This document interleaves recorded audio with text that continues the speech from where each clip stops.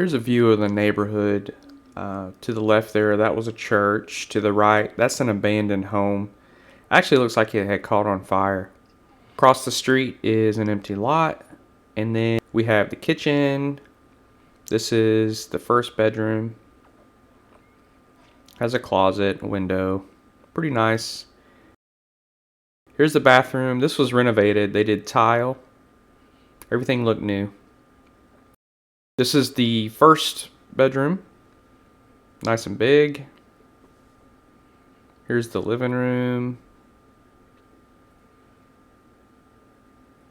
This was the roof replacement. So when they pulled everything off, it didn't have any plywood underneath, and there was a lot of rot on the porch. That ended up costing about $2,000 extra. So the roof was $11,500, but then I had to spend some extra money on the repair for the porch. You can see in this shot here the chimney removed. I really think it made a huge difference for the look of the house. Really updated it. Had a lot of the limbs hanging over the church and the house trimmed back, and then some trees removed. Then there was some inside updates. It didn't have a range vent, which I wanted to add. And then there was some things like fans that needed to be added where lights were, just to make it a little more livable.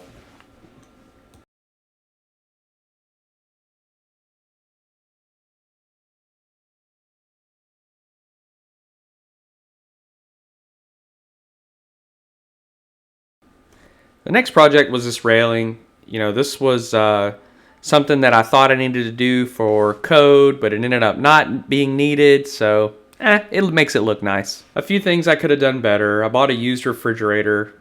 Should have just bought a new one to start with. Had to do a repair on it, then ended up replacing it anyway.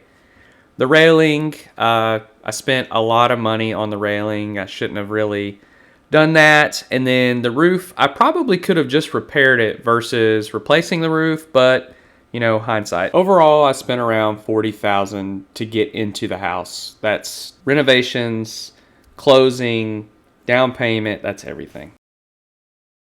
Here's a breakdown of the cash flow. Overall, $114. Nobody's getting rich off this one. But the renters are paying for the mortgage, so there you go. For the returns, I tried to stay very modest. Appreciation, I listed at 2% since it's a lower class neighborhood. For loan paydown, that's just straight off of the math for the mortgage and principal. And then add in the $114 a month for cash flow. Total returns, all three, 7% with a break even at year 8. Not too bad for the first one. One thing not really captured is annual rent increases, so around 2% annually.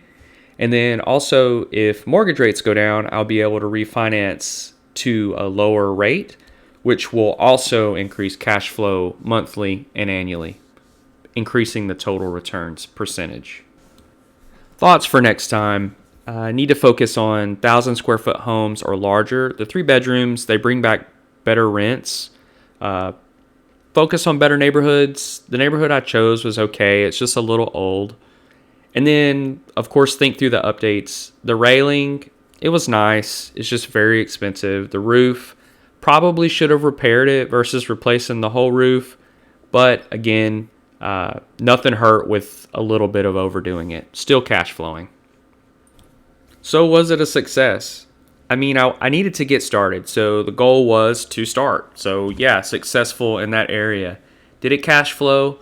Yes, it does. Very little. But I'm not paying the mortgage out of pocket. The renter is. So yeah, successful there as well.